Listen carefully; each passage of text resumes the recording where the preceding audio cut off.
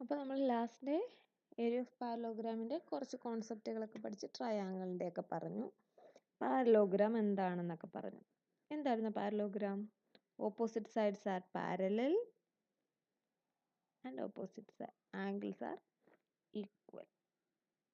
അങ്ങനെയുള്ള ഫിഗേഴ്സിനെ വിളിക്കുന്ന പേരാണ് പാരലിലോഗ്രാം. ഇപ്പോൾ ഇതൊരു പാരലോഗ്രാമാണ്. ഇവിടെ ഞാൻ പറയണേ ഇത് എ ബി സി ഡി. അപ്പം ഏരിയ ഓഫ് ട്രയാങ്കിൾ കണ്ടുപിടിക്കാനുള്ള ഇക്വേഷൻ നമ്മൾ പഠിച്ചു. Half into base into corresponding height. ഇതിൻ്റെ ഏരിയ എങ്ങനെ കണ്ടുപിടിക്കും? ഇതിൻ്റെ ഏരിയ കണ്ടുപിടിക്കാനായിട്ട് നമുക്ക് ഏതെങ്കിലും ഒരു ഡയഗണൽ വരയ്ക്കാം. ഇഷ്ടമുള്ള ഡയഗണൽ വരച്ചോ മക്കളെ. ഇത് വരച്ചു. ഓക്കെ, ഇഷ്ടമുള്ള ഡയഗണൽ വരച്ചു. അപ്പോൾ ഇവിടെ എന്താ ഉണ്ടായി? 2 ട്രയാങ്കിൾ ഉണ്ടായി. അപ്പോൾ ഏരിയ കണ്ടുപിടിക്കാൻ എന്ത് ചെയ്താൽ മതി? ഏരിയ ഓഫ് പാരലോഗ്രാം കണ്ടുപിടിക്കാൻ വേണ്ടിയിട്ട് ഏരിയ ഓഫ് ട്രയാങ്കിൾ എന്ത്? ഈ ട്രയാങ്കിൾ ഏതാണ്? Area of triangle A B ഡിയും area of triangle B C ഡിയും കണ്ടുപിടിച്ച് എന്ത് ചെയ്താൽ മതി? ആഡ് ചെയ്താൽ മതി. അപ്പോൾ ഏരിയ ഓഫ് ട്രയാങ്കിൾ ഇതെത്രയാണ്? Half into base. ഇതിൻ്റെ ബേസ് എത്ര? A B. A B into height. Height എന്ന് വെച്ചാൽ എന്താ? പെർപെൻഡിക്കുലർ ആണ്. അതായത് ഈ ഡിയിൽ നിന്നും നമ്മളൊരു പെർപെൻഡിക്കുലർ 90 ഡിഗ്രിയിൽ താഴെ ബൈസെക്ട് ചെയ്യുന്നൊരു ലൈൻ വെച്ചു. ഇതാണ്. ഇതിനെ ഞാൻ പി എന്ന് കൊടുക്കുകയെന്ന് വെച്ചോ. അപ്പോൾ ഡി പി പ്ലസ് രണ്ടാമത്തേൻ്റെ എത്ര? ഹാഫ് ഇൻറ്റു ഇവിടുത്തെ ബേസ് എത്ര? സി ഡി ആണ് അല്ലേ? Half into C D into ഇവിടുന്ന് ഒരു പെർപെൻഡിക്കുലർ വരയ്ക്കാം അല്ലേ? ഇവിടുന്ന് ഒരു പെർപെൻഡിക്കുലർ ഇവിടേക്ക് വരച്ചു. അതിനെ ഞാൻ ക്യൂ എന്ന് വിളിക്കുകയെന്ന് വെച്ചോ. അപ്പോൾ ബി ക്യൂ. നമുക്ക് എന്തറിയാം മക്കളെ? ഓപ്പോസിറ്റ് സൈഡ്സ് ആർ പാരലൽ എന്നറിയാം അല്ലേ?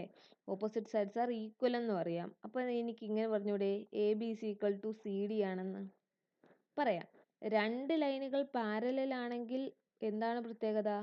അവർക്കിടയിലുള്ള ഡിസ്റ്റൻസ് ഈക്വൽ ആണ് അല്ലേ? എ ബിയും സി ഡിയും പാരലൽ ആണെങ്കിൽ അവരുടെ ഇടയിലുള്ള ഡിസ്റ്റൻസ് അല്ലേ പി ഡി? അവരുടെ ഇടയിലുള്ള ഡിസ്റ്റൻസ് അല്ലേ ബി ക്യൂ? അപ്പോൾ എനിക്ക് ഇങ്ങനെ പറഞ്ഞൂടെ?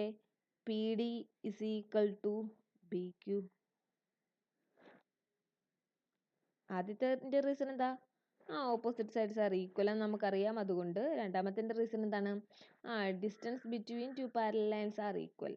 അങ്ങനെയാണെങ്കിൽ എനിക്കിനി മുതൽ എ ബി എന്ന് കാണുന്നതിന് പകരം സി ഡിയും പി ഡി എന്ന് കാണുന്നതിന് പകരം ബി ക്യൂവും എഴുതിക്കൂടെ?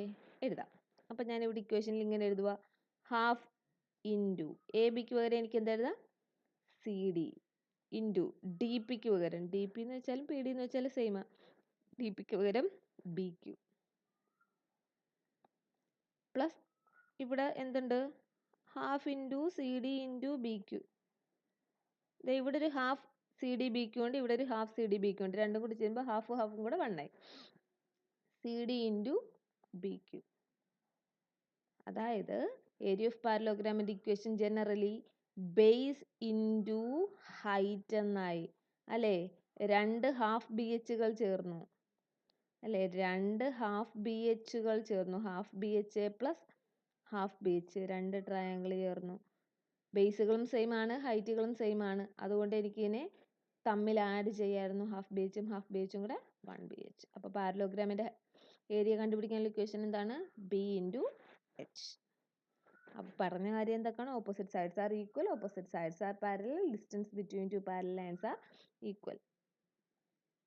ഇനി ഈ പാരലോഗ്രാം ഒരു റോംബസ് ആയിരുന്നെങ്കിലോ? പാരലോഗ്രാം എപ്പോഴാണ് റോംബസ് ആകുന്നത്? പാരലോഗ്രാമിൻ്റെ പ്രത്യേകത opposite sides are equal, opposite sides R parallel.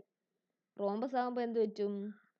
Rhombus ആകുമ്പോൾ ഒരെണ്ണം കൂടെ അഡീഷണൽ വരും. Opposite sides R parallel, opposite sides are equal എന്ന് പറയുന്നതിന് പകരം ഓൾ സൈഡ്സ് ആർ ഈക്വൽ എന്ന് പറയണം.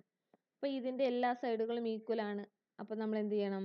ഏരിയ കണ്ടുപിടിക്കാൻ ഡയഗണൽ വരച്ച് ട്രയാങ്കിളുകൾ കണ്ടുപിടിച്ച് അങ്ങനെയും ചെയ്യാം, അല്ലാതെ ഒരെണ്ണം കൂടി ചെയ്യാം. ഇതിപ്പോൾ ഒരു റോംബസ് ആയില്ല, റോംബസ് വരയ്ക്കട്ടെ. റോംബസ് ആയിട്ട് വരച്ചുതരാം. പാരലോഗ്രാമിൻ്റെ സ്പെഷ്യൽ കേസാണ് ആര്? റോംബസ് അല്ലേ. റെക്ടാങ്കിളിൻ്റെ സ്പെഷ്യൽ കേസാണ് സ്ക്വയർ എന്ന് പറയുന്നത് പോലെ പാരലോഗ്രാമിൻ്റെ സ്പെഷ്യൽ കേസാണ് റോംബസ്. ഇപ്പോൾ 3 3. ഓക്കെ, അപ്പോൾ എങ്ങനെയാണ് ഒരു റോംബസിൻ്റെ ഏരിയ കണ്ടുപിടിക്കുന്നതെന്ന് നോക്കാം. 2 ട്രയാങ്കിളാക്കി ചെയ്യാം. അല്ലാതെ എങ്ങനെ ചെയ്യാം? അല്ലാതെ ഒന്നാമത്തെ ഡയഗണൽ വരച്ചു, രണ്ടാമത്തെ ഡയഗണലും വരയ്ക്കുന്നു. റോംബസിൻ്റെ ഏരിയ കണ്ടുപിടിക്കാൻ ബി ഇൻറ്റു എച്ച് എന്ന ഇക്വേഷൻ യൂസ് ചെയ്യാം. അതല്ലാതെ വേറൊരു ഇക്വേഷൻ കൂടെ ഉണ്ട്. അതേതാണെന്ന് വെച്ചാൽ ഈ ഡയഗണലിനെ നമ്മൾ വിളിക്കുന്ന പേരാണ് ഡയഗണൽ 1 അഥവാ D1. ഈ ഡയഗണലിനെ ഞാൻ ഡയഗണൽ 2 എന്ന് വിളിക്കുകയാണ്. അപ്പോൾ ഏരിയ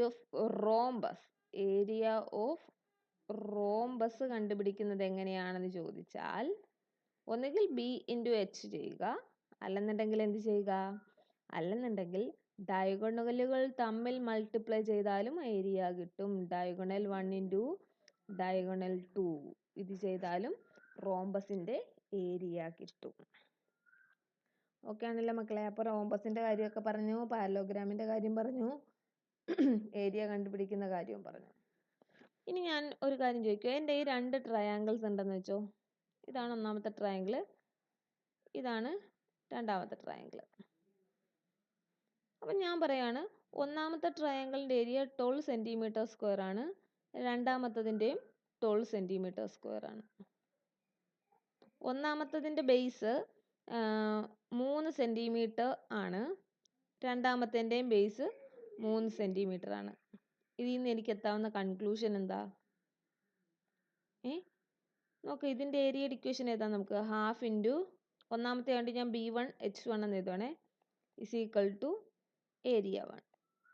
രണ്ടാമത്തെ ആയതുകൊണ്ട് ഞാൻ എല്ലാം 2 ചേർത്ത് എഴുതും. Half into B2 H2 is equal to A2.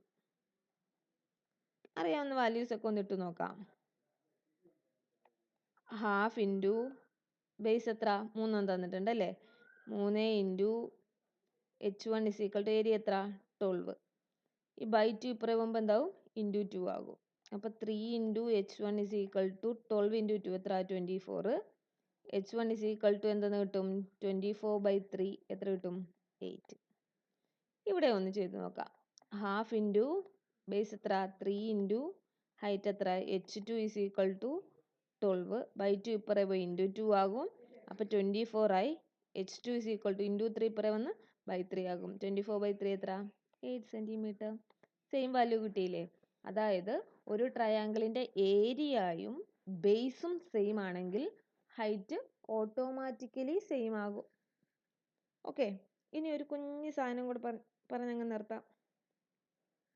എന്താണ്? ട്രപ്പീസിയം. ട്രപ്പീസിയം എന്ന് വെച്ചാൽ എന്താണെന്നറിയാമോ മക്കളെ? നമ്മൾ പണ്ട് കുഞ്ഞുനാളിൽ കൂടുതൽ പേരും വീട് വരച്ച് പഠിച്ചപ്പം വീടിൻ്റെ റൂഫ് ദേ ഇങ്ങനെ വരച്ച്. നമ്മൾ കമ്പ്യൂട്ടറിനകത്തൊക്കെ പടം വരച്ച് കളിക്കത്തില്ലേ? അന്നേരം ഇങ്ങനത്തെ റൂഫ് വരച്ചിട്ടല്ലേ നമ്മൾ വീട് വരച്ച്. കൂടുതൽ പേരും അങ്ങനെയൊക്കെയാണ് വരക്കുന്നത്, അല്ലെങ്കിൽ ട്രയാങ്കിൾ വരക്കും. ഇങ്ങനത്തെ ഷേപ്പിനെ വിളിക്കുന്ന പേരാണ് ട്രപ്പീസിയം. ഈ ഷേപ്പിൻ്റെ പ്രത്യേകത എന്താണെന്ന് വെച്ചാൽ ഓപ്പോസിറ്റ് സൈഡ്സ്, ഏതെങ്കിലും ഒരു ഓപ്പോസിറ്റ് സൈഡുകൾ പാരലായിരിക്കും. ഇവിടെ ദേ ഇവർ തമ്മിൽ പാരല, പക്ഷെ ബാക്കിയുള്ളവർ പാരലല്ല. ബാക്കിയുള്ളവരോട് പാരലായ നമുക്ക് അതിനെ സ്ക്വയർ എന്നോ പാരലോഗ്രാം എന്നോ ഒക്കെ വിളിക്കാമായിരുന്നു, റെക്ടാങ്കിൾ എന്നോ ഒക്കെ വിളിക്കാമായിരുന്നു കണ്ടീഷൻ അനുസരിച്ച്. ട്രപ്പീസിയത്തിൻ്റെ പ്രത്യേകത എന്താ? ഏതെങ്കിലും ഒരു പെയർ മാത്രമേ പാരലാകൂ. ഞാൻ ആ പാരലായ സൈഡുകളുടെ നീളങ്ങൾ A എന്നും B എന്നും എടുക്കുകയാണ്. മറ്റവരെക്കുറിച്ച് ഞാനൊന്നും പറയുന്നില്ല. പാരലായവരുടെ നീളം A എന്നും B എന്നും എടുക്കുകയാണ്. അവരുടെ ഇടയിലുള്ള ഡിസ്റ്റൻസിനെ H എന്ന് എടുക്കുകയാണെങ്കിൽ ട്രപ്പീസിയത്തിൻ്റെ area is equal to half into A plus B into H. അതായത് half into sum of parallel sides into distance between them. Distance between ആണ് കേട്ടോ, ദം. ഇതാണ് ട്രപ്പീസിയത്തിൻ്റെ. അപ്പോൾ നമ്മൾ ഏരിയ പറഞ്ഞു, ട്രയാങ്കിളിൻ്റെ പറഞ്ഞു, എന്തിൻ്റെ പറഞ്ഞു? പാരലോഗ്രാമിൻ്റെ പറഞ്ഞു. റെക്ടാങ്കിളും സ്ക്വയറും ഒക്കെ അറിയാമല്ലോ. റെക്ടാങ്കിളിൻ്റെ ഏരിയ എത്രയാണ് മക്കളെ? Length into breadth. സ്ക്വയറിൻ്റെ ഏരിയ എത്രയാണ്? എ സ്ക്വയർ അഥവാ സൈഡ് സ്ക്വയർ. പാരലോഗ്രാമിൻ്റെ എന്താണ്? B into H. ട്രയാങ്കിളിൻ്റെ എന്താണ്? Half B H. റോംബസിൻ്റെ എന്താണ്? ഒന്നുകിൽ ബി എച്ച് അല്ലെങ്കിൽ diagonal 1 into diagonal 2. Last one ട്രപ്പീസിയത്തിൻ്റെ എന്താണ്? Half into A plus B into H. എന്താണ് എയും ബിയും? പാരലായിട്ടുള്ള സൈഡുകളുടെ സം. ഓക്കെ, അപ്പോൾ ഇത് കോൺസെപ്റ്റ്സ് മാത്രമേ പഠിക്കാനുള്ളൂ. കോൺസെപ്റ്റ്സ് മാത്രം എടുക്കാനാണ് പറയുന്നത്. അത് കംപ്ലീറ്റ് ആയിട്ടുണ്ട് കേട്ടോ. Okay, thank you.